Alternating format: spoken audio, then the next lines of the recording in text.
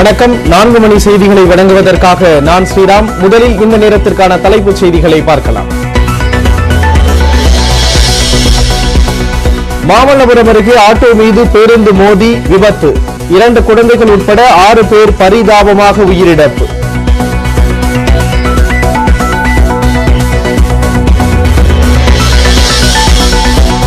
ராமநாதபுரம், திருச்சி உள்ளிட்ட 20 மாவட்டங்களில் இன்று கனமழைக்கு வாய்ப்பு. சென்னையில் இடி மின்னலுடன் 2 நாட்களுக்கு லேசான மழை பெய்யும் என கணிப்பு.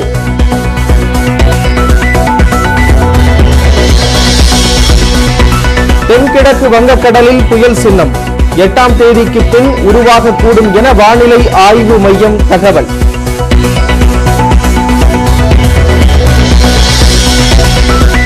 டாஸ்மாக் கடைகளில் தானியங்கி எந்திரம் மூலம் மது விற்பனை செய்ய தடை கோரிய வழக்கு.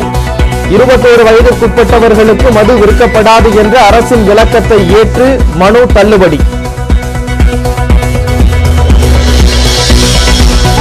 சென்னையில் இறுதி ஊர்வலமாக எடுத்துச் செல்லப்பட்ட மனோபாலாவின் உடல் வலசரவாக்கம் மயானத்தில் உடல் தகனம்.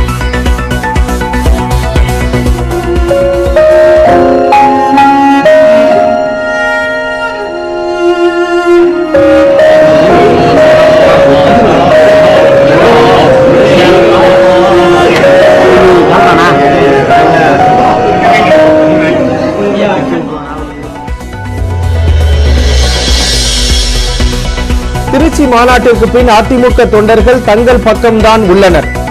மதுரையில் முன்னாள் முதல்வர் ஓ பன்னீர்செல்வம் பேட்டி.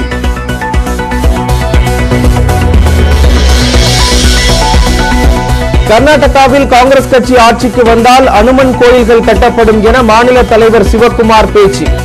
பிரதமர் மோடி பரப்புரைக்கு பின் திடீர் மனமாற்றம்.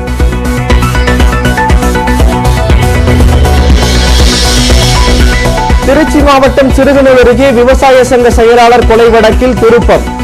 பஞ்சமி நில விவகாரத்தில் மாஸ்டர் படபாணியில் சிறுவனை வைத்து கொலை செய்தது அம்பலம்.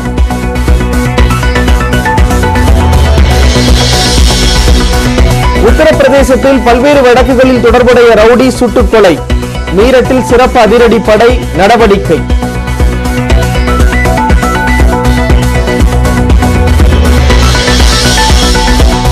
பீகாரில் சாதிவாரி கணக்கெடுப்பு நடத்த இடைக்கால தடை. பாட்னா உயர்நீதிமன்றம் உத்தரவு.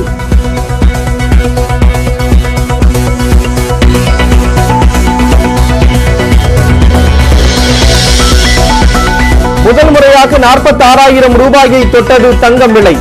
ஒரே நாளில் சவரனுக்கு 352 ரூபாய் அதிகரிப்பு.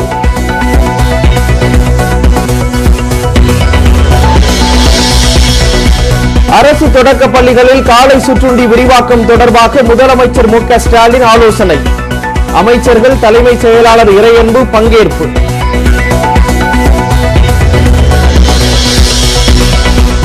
தூத்துக்குடி மக்களவை தொகுதியில் கனிமொழி வெற்றி பெற்றது செல்லும். எதிர்ப்பு தெரிவித்த மனுவை தள்ளுபடி செய்தது உச்சநீதிமன்றம்.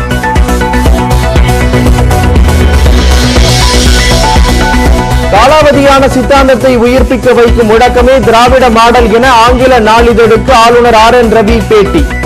தான் இருக்கும்போதே நெருக்கடி தரும் வகையில் தீர்மானம் நிறைவேற்றியதால் பேரவையில் இருந்து வெளியேறியதாகவும் விளக்கம்.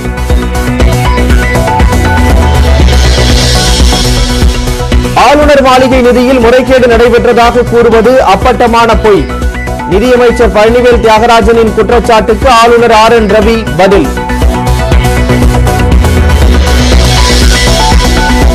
முதலமைச்சர் மு க ஸ்டாலின் உடன் நல்ல நட்பு உள்ளது, நல்ல மனிதர் என்றும் ஆளுநர் RN ரவி புகழாரம்.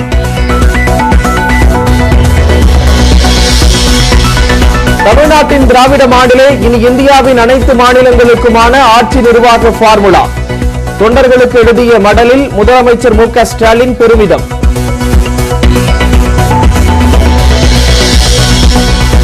ஈரோடு மாவட்டம் செம்புலி சாம்பாளையம் அருகே யானை தாக்கி ஒருவர் உயிரிழப்பு. யானையை வனப்பகுதிக்கு விரட்டும் பணியில் வனத்துறை தீவிரம்.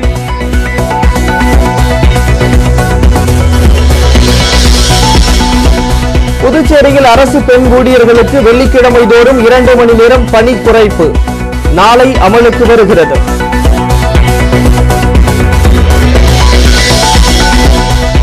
பொறியியல் பொறியியல் படிப்புகளுக்கான ஆன்லைன் விண்ணப்ப பதிவு நாளை தொடங்க வாய்ப்பு. அதிகாரப்பூர்வ அறிவிப்பு வெளியாகும் என தகவல்.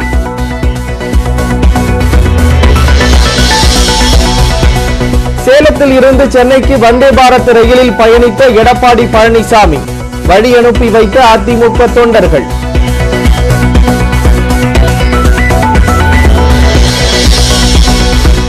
மற்போர் வீரர்களுக்கு இழைக்கப்படும் அநீதியை கண்டு அதிர்ச்சி அடைவதாக முதலமைச்சர் மு.க. ஸ்டாலின் வேதனை. டெல்லியில் போராடி வரும் வீரர்களுக்கு நீதி கிடைக்க வேண்டும் எனவும் ட்விட்டரில் பதிவு.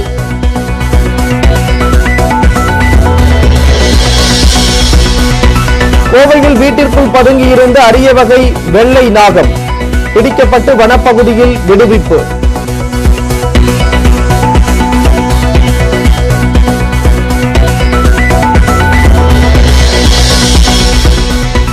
கும்பகோணத்தில் சாரங்கபாணி கோயில் தேரோட்டம், ஆயிரக்கணக்கானோர் பங்கேற்பு.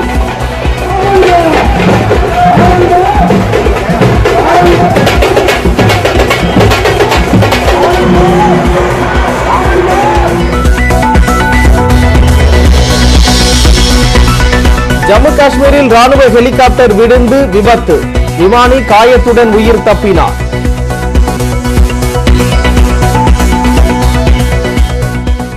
ஈரோடு மாவட்டம் செம்புலிச்சாம்பாளையம் அருகே யானை தாக்கி ஒருவர் உயிரிழந்தார். கோபிச்செட்டிப்பாளையத்தை அடுத்த செம்புலிச்சாம்பாளையம் பகுதியில் வரப்பள்ளம் அணை பகுதியிலிருந்து வெளியேறிய ஆண் யானை ஒன்று வழி தவறி கிராமங்களுக்குள் நுழைந்து உலா வந்தது. இதுகுறித்து தகவல் அறிந்த வனத்துறையினர் யானையை தொடர்ந்து கண்காணித்து வந்தனர். இந்நிலையில் பவானி ஆற்றங்கரையோரம் உள்ள செம்புலிச்சாம்பாளையம் பகுதியில் உள்ள தோட்ட பகுதிக்கு சென்ற யானை தோட்டத்தில் வேலை செய்து கொண்டிருந்த சித்தேஸ்வரன் என்ற நபரை தாக்கியது. யானை தாக்கியதில் அவர் சம்பவ இடத்திலேயே பரிதாபமாக உயிரிழந்தார். இச்சம்பவத்தால் அப்பகுதி மக்கள் அச்சத்தில் உறைந்துள்ள நிலையில் பொதுமக்கள் யாரும் வெளியில் வர வேண்டாம் என வனத்துறையினர் எச்சரிக்கை விடுத்துள்ளனர். அடர்ந்த வனத்தில் விடப்பட்ட மக்னா யானை மீண்டும் ஊருக்குள் புகுந்து மக்களை அச்சுறுத்தி வருகிறது. தோட்டங்களை சேதப்படுத்தும் அந்த யானையை பிடித்து தொலைதூரத்தில் கொண்டுவிட வேண்டும் என்ற கோரிக்கை முன்வைக்கப்படுகிறது. தர்மபுரி மாவட்டத்தில் விவசாய நிலங்களை சேதப்படுத்திய மக்னா யானை கடந்த பிப்ரவரியில் கும்கி யானை உதவியுடன் மயக்க ஊசி செலுத்தி பிடிக்கப்பட்டது.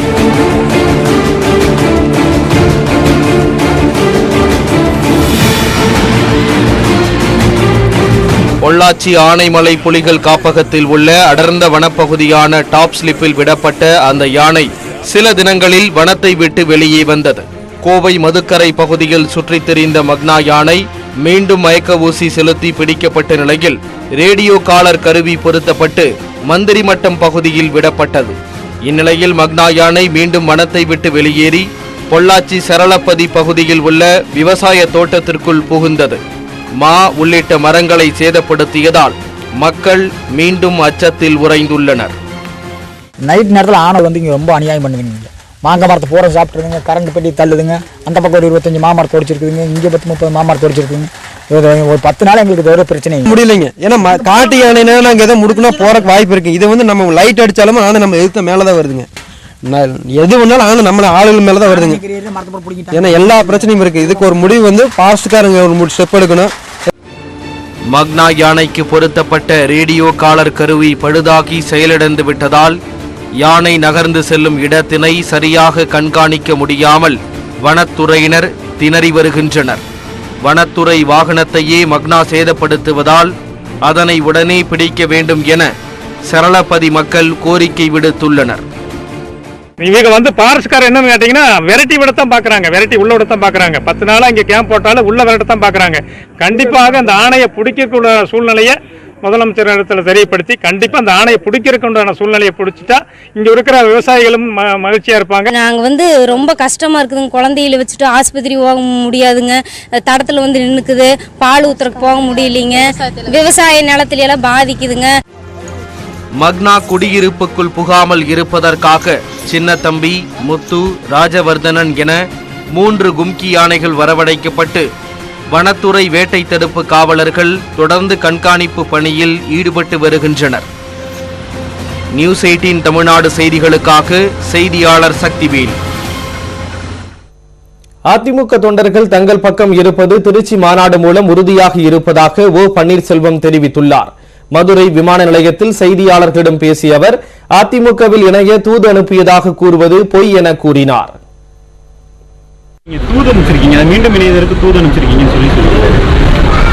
பழனிசாமி தினந்தோறும் பொய் மூட்டைகளை அவிழ்த்துக் கொண்டிருக்கிறார்.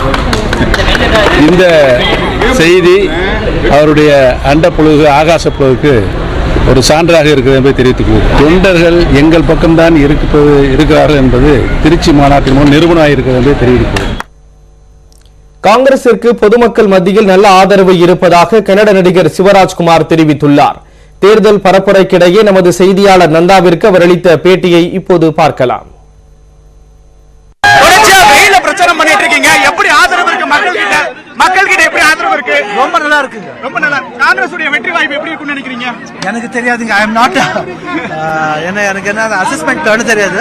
பட் வேவ்ஸ் நல்லா இருக்கு, நல்லா இருக்கு. சோ அது ஆண்டவனால எப்படி ஆக போகுதுன்னு நிச்சயமா. உங்களுக்கு ஆதரவு எப்படி இருக்கு சார்? சித்தராமையாவுடைய ஆதரவு தொகுதியில் எப்படி இருக்கு? நல்லா இருக்குது. பார்க்கும்போது ஜனங்களோட ஹாப்பினஸ் பாசிட்டிவா இருக்கு. பாஜக தேர்தல் அறிக்கை எப்படி பாக்குறீங்க சார்? பாஜக தேர்தல் அறிக்கை மேனிஃபெஸ்டோ, பாஜக மேனிஃபெஸ்டோ எப்படி பாக்குறீங்க? நான் அதெல்லாம் பார்க்க மாட்டேன். I don't follow those things. மொத்தத்துல காங்கிரஸ் ஆட்சி அமைக்கணும்னு விருப்பப்படுறீங்க? ஐ திங்க் எல்லாரும் விருப்பப்பட்டா என்ன பார்ட்டி இருக்கா அந்த பார்ட்டி நல்லா பண்ணாத எங்க ஆசை. மோஸ்ட்லி வந்தாலும் வரலாம். போகிற இடத்துல தம்பிக்கு எப்படி ஆதரவு இருக்கு? கண்டிப்பா நல்லதுதான். தஞ்சை மாவட்டம் கும்பகோணம் சாரங்கபாணி கோயிலில் தேரோட்டம் கோலாகலமாக நடைபெற்றது. சாரங்கபாணி கோயிலின் தேர் தமிழ்நாட்டிலேயே 3வது பெரிய தேர் என்ற பெயர் பெற்றது. இங்கு ஆண்டுதோறும் சித்திரை தேரோட்டம் வெகு சிறப்பாக நடைபெறும். இந்த ஆண்டிற்கான சித்திரை திருவிழா கடந்த 27ஆம் தேதி தொடங்கியது. முக்கிய நிகழ்வான தேரோட்டத்தை ஒட்டி சாரங்கபாணி தேவி பூதேவி சமேதராக தேரில் எழுந்தருளினார். அலங்காரத்துடன் 110 அடி உயரம் கொண்ட தேரை திரளான பக்தர்கள் வடம் பிடித்து இழுத்தனர்.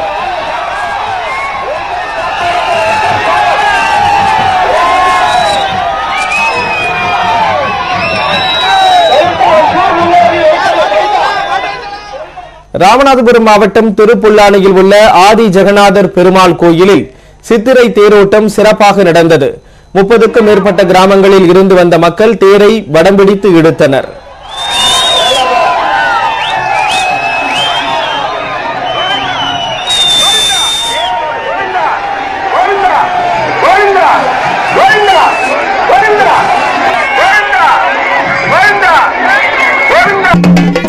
கன்னியாகுமரி மாவட்டம் நாகர்கோவிலில் உள்ள கிருஷ்ணன் கோயிலில் சித்திரை திருவிழா தேரோட்டம் நடைபெற்றது. குமரி மாவட்டம் மட்டுமின்றி கேரளாவில் இருந்தும் ஏராளமான பக்தர்கள் வருகை தந்து தேரை வடம்பிடித்து இழுத்தனர்.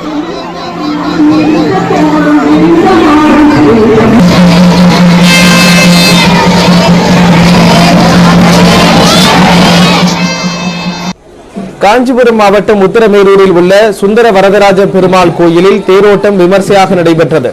ஆயிரக்கணக்கான மக்கள் தேரோட்டத்தில் பங்கேற்றனர்.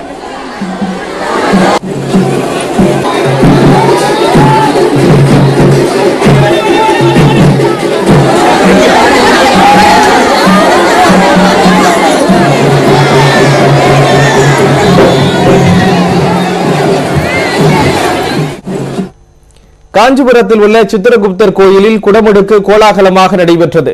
சித்திரகுப்தருக்கு காஞ்சிபுரத்தில் மட்டுமே கோயில் உள்ளது. இந்த கோயிலில் திருப்பணிகளுக்கு பின் இன்று குடமுடுக்கு நடத்தப்பட்டது. ஊர்வலமாக எடுத்து வரப்பட்ட புனித நீர் மேலதாளம் முடங்க கோபுர கலசங்களில் ஊற்றப்பட்டது. ட்ரோன் மூலம் பூக்க புனித நீரும் பக்தர்கள் மீது தெளிக்கப்பட்டது. இந்த குடமுடுக்கில் திரளான பக்தர்கள் கலந்து கொண்டனர்.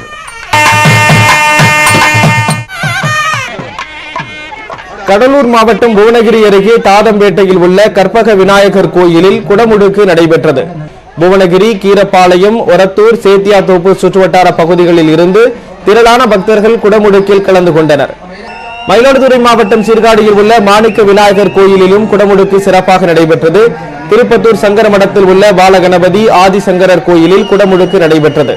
சிவகங்கை மாவட்டம் திருப்பத்தூரில் உள்ள பரியா மருந்தீஸ்வரர் கோயிலில் 68 ஆண்டுகளுக்கு பிறகு குடமுடுக்கு நடைபெற்றது. ஆயிரக்கணக்கான பக்தர்கள் இதில் கலந்து கொண்டனர்.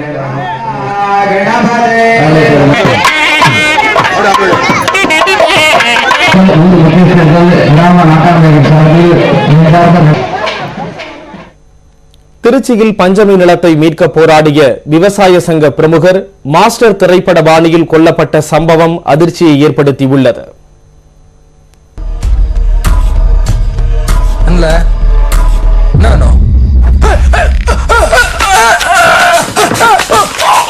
நடிகர் விஜய் நடிப்பில் வெளியான மாஸ்டர் திரைப்படத்தில் தாதாவாக வரும் விஜய் சேதுபதி சிறுவர்களை வைத்து கொலை கொள்ளை உள்ளிட்ட குற்றச்செயல்களை அரங்கேற்றிவிட்டு அவர் எளிதில் தப்பிவிடுவார். அதே பாணியில் திருச்சியில் விவசாய சங்க பிரமுகரை கொலை செய்தவர்கள் சிறுவன் ஒருவனை சரணடைய செய்து தப்பிக்க முயன்றது அம்பலமாகியுள்ளது. தமிழ்நாடு விவசாய இயக்க மாநில செயலாளராக இருந்த திருச்சி எம்ஆர் பாளையத்தைச் சேர்ந்த சண்முக சுந்தரம் கடந்த 29ஆம் தேதி மர்ம நபர்களால் வெட்டி கொலை செய்யப்பட்டார். தொடர்ந்து சிறுகானூர் காவல்துறையினர் தனிப்படை அமைத்து கொலையாளிகளை தேடி வந்த நிலையில் 17 வயது சிறுவன் ஒருவர் திருச்சி மாநகரில் உள்ள கூர்நோக்கு இல்லத்தில் சரணடைந்தார். அவர் அளித்த வாக்குமூலத்தின் அடிப்படையில் முன்னாள் ஊராட்சி மன்ற தலைவரும் உயிரிழந்த சண்முக சுந்தரத்தின் உறவினருமான அறிவழகன், அவரது சகோதரர் பால்ராஜ், சண்முகவேல் உள்ளிட்ட 5 பேரை காவல்துறையினர் கைது செய்தனர். விசாரணையில் கடந்த 2006 முதல் 2016ஆம் ஆண்டு வரை சனமங்கலம் ஊராட்சி மன்ற தலைவராக இருந்த அறிவழகனுக்கும் சண்முக சுந்தரத்திற்கும் இடையே பஞ்சமி நிலம் தொடர்பாக முன்விரோதம் ஏற்பட்டது தெரியவந்தது. அது மட்டுமின்றி சண்முக சுந்தரத்தின் வீட்டின் அருகே உள்ள அரசு புறம்போக்கு நிலத்தில் அறிவழகன் தனது குடும்பத்தினருடன் வீடு கட்டி குடிபெயர்ந்தார். அப்போது மின் இணைப்பு, குடிநீர் இணைப்புக்கு விண்ணப்பிக்கும் போது சண்முக சுந்தரம் அதற்கு தடையாக இருந்ததாக கூறப்படுகிறது. இதனால் ஆத்திரமடைந்த அறிவழகனின் சகோதரி மகன் சண்முகவேல், அவரது நண்பர்கள் இளவரசன் மற்றும் 17 வயது சிறுவன் ஆகியோர் இரவு வீட்டில் தனியாக இருந்த சண்முக சுந்தரத்தை சரமாரியாக வெட்டி கொலை செய்தனர். அங்கிருந்து தப்பி வந்த கொலையாளிகளுக்கு அறிவழகன் உள்ளிட்ட 3 பேர் அடைக்கலம் அளித்தது மட்டுமின்றி சிறுவனை மட்டும் கூர்நோக்கு இல்லத்தில் சரணடைய செய்து திரைப்பட பாணியில் மற்றவர்களை தப்பிக்க வைக்க முயன்றது அம்பலமாகியுள்ளது.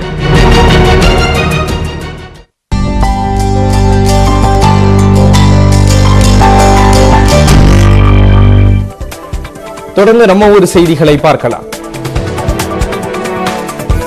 சென்னை முகலிவாக்கம் அருகே அடுக்குமாடி குடியிருப்பில் இருசக்கர வாகனத்தை மர்ம நபர் திருடிச் சென்ற சிசிடிவி காட்சி வெளியாகியுள்ளது. திருடப்பட்ட வாகனம் அப்பகுதியைச் சேர்ந்த சோழம் என்ற நபருடையது என காவல் நிலையத்தில் புகார் அளிக்கப்பட்டுள்ளது. சிசிடிவி காட்சியை வைத்து மர்ம நபரை தேடும் பணியில் போலீசார் ஈடுபட்டுள்ளனர்.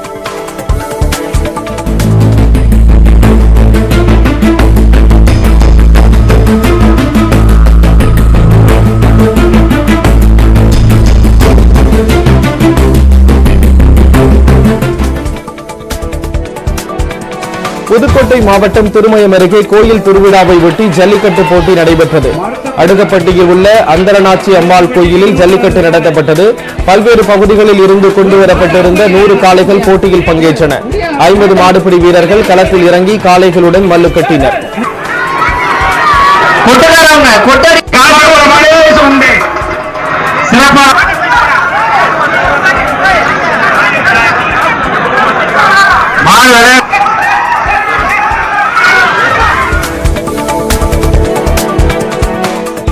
திருப்பத்தூர் மாவட்டம் ஆம்பூர் அருகே விளை நிலங்களுக்குள் யானைகள் நுழைந்ததால் வாடை உள்ளிட்ட பயிர்கள் சேதமடைந்தன. சின்னவரிகம் ஊராட்சி பகுதியைச் சேர்ந்த 3 விவசாயிகளுக்கு சொந்தமான நிலங்களுக்குள் புகுந்த 2 யானைகள் வாடை, கேழ்வரகு, சோளம், நெல் உள்ளிட்டவற்றை சேதப்படுத்தின. இதுகுறித்து தகவல் அறிந்த வனத்துறையினர் சம்பவ இடத்திற்கு சென்று சேதம் பற்றி ஆய்வு செய்தனர். நாகை மாவட்டம் எட்டுக்குடி முருகன் கோயிலில் தேரோட்டம் கோலாகலமாக நடைபெற்றது. 36 அடி உயரம் கொண்ட தேரில் வள்ளி தெய்வானையுடன் முருகப்பெருமான் எழுந்தருளினார். நாகை மாவட்ட ஆட்சியர் அருண் தம்புராஜ் வடம் பிடித்து தேரோட்டத்தை தொடங்கி வைத்தார். தொடர்ந்து அரோகரா முடக்கத்துடன் திரளானோர் தேரை வடம் பிடித்தனர்.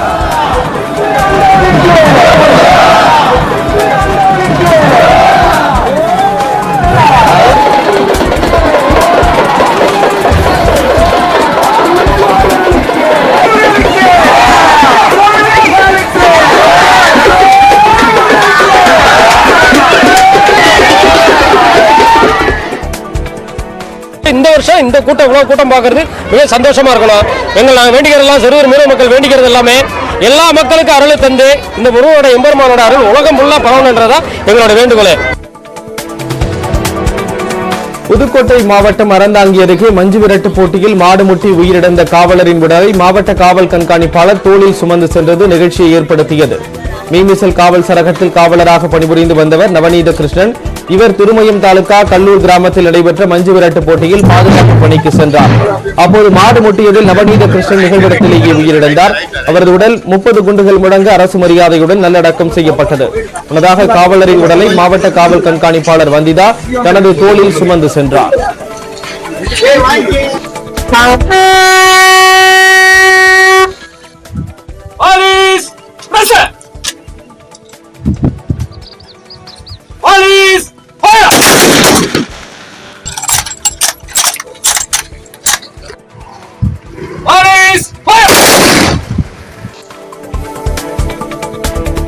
செங்கல்பட்டு மாவட்டம் மதுராந்தகம் அருகே கட்டுப்பாட்டு இழந்த வேன் ஒன்று குளத்தில் தலைகீழாக விழுந்து விபத்துக்குள்ளானது.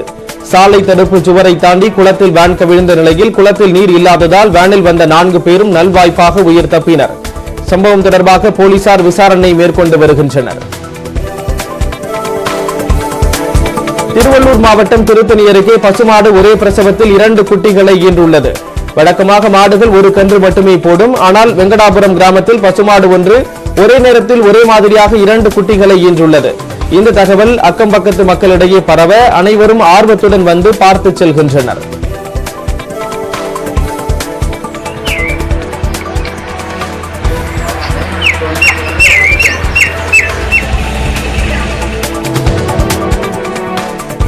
ஒகேனக்கல் காவிரி ஆற்றில் நீர்வரத்து 8000 கனஅடியிலிருந்து 6500 கனஅடியாக குறைந்துள்ளது. காவிரி கரையோரங்களில் மழையின் அளவு குறைந்ததால் நீர்வரத்து குறைந்துள்ளது. ஒகேனக்கல் மெயின் அருவி, சினி அருவி அருவிகளில் தண்ணீர் கொட்டும் நிலையில் அப்பகுதியில் இதமான சூழல் நிலவுகிறது. காவிரி கரையோரங்களில் மீண்டும் மழை பெய்தால் ஒகேனக்கலுக்கு நீர்வரத்து அதிகரிக்கும் என எதிர்பார்க்கப்படுகிறது.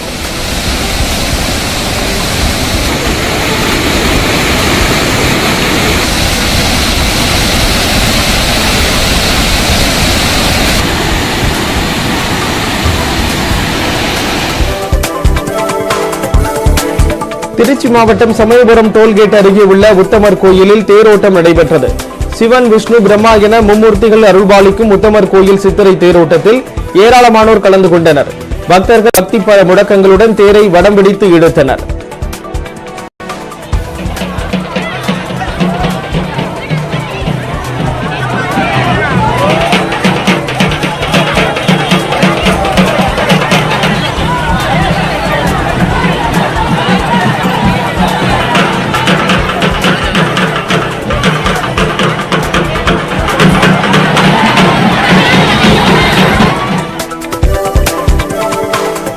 ராணிப்பேட்டை மாவட்டம் சோளிங்கர் அருகே இருசக்கர இலவச வீட்டுமனை கேட்டு பொதுமக்கள் அறவழி போராட்டத்தில் ஈடுபட்டனர்.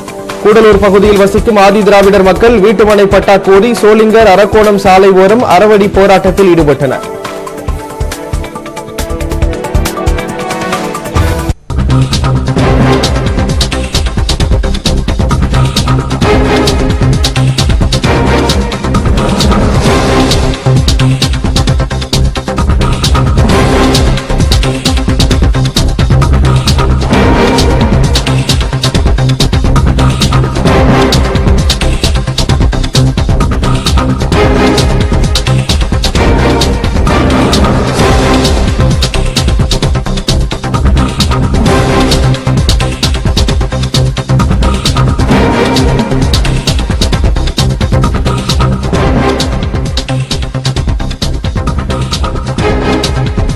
திருவரையாடு அடுத்த தஞ்சாவூர் மாவட்டம் திருவையாறு பகுதியில் ஜமாத் தலைவருக்கு பார்சலில் மண்டை ஓடு வந்திருக்கிறது.